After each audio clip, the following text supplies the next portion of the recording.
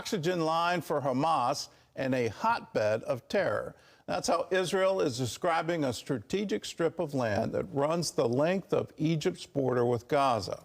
Well, in a major breakthrough, the IDF has taken control of the Philadelphi Corridor. They discovered an 8-mile network of tunnels housing rockets and other weapons. CBN's Julie Stahl reports.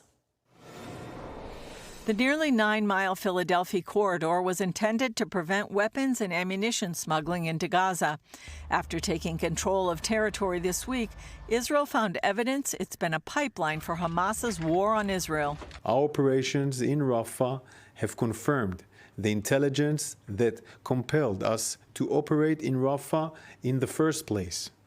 Hamas turned the Philadelphia route into a central Hamas hotbed of terror. Among the discoveries, rockets for attacks on Israeli civilians. Dozens of rocket launchers with rockets inside ready to be fired at Israeli homes next to the border with Egypt. They also found a nearly 8-mile subterranean network of about 20 tunnels with explosives, grenades, and AK-47s inside.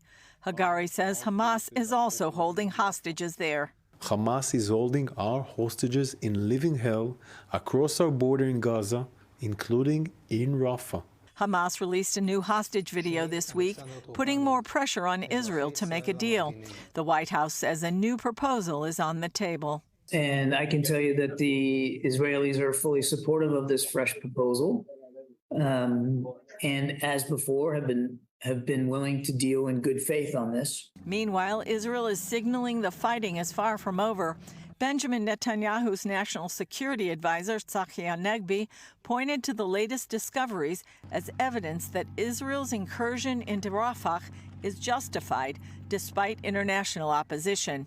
He also told Israel's public radio that fighting in Gaza would continue for at least another 7 months through the end of 2024.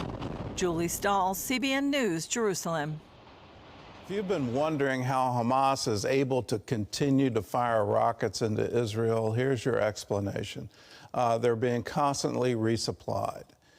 And you just shake your head at this. How in the world can the international community turn a blind eye to it and hold Israel accountable for some kind of genocide attack? It makes no sense. What's happening is Hamas is continuing to fire rockets. They were continually resupplied through these tunnels into Egypt.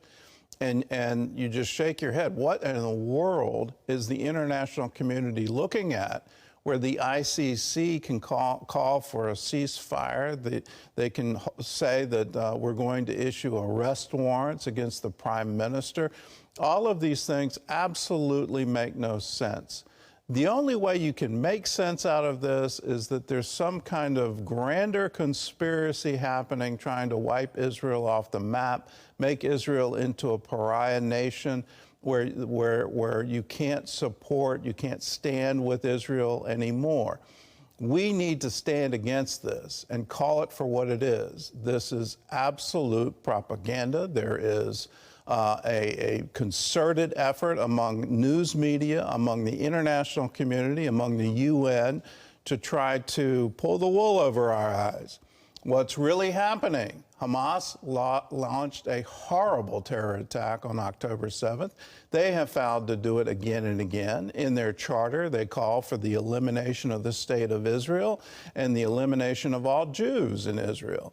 That's their purpose. They have said they'll repeat October 7 again and again and again until Israel is wiped off the map.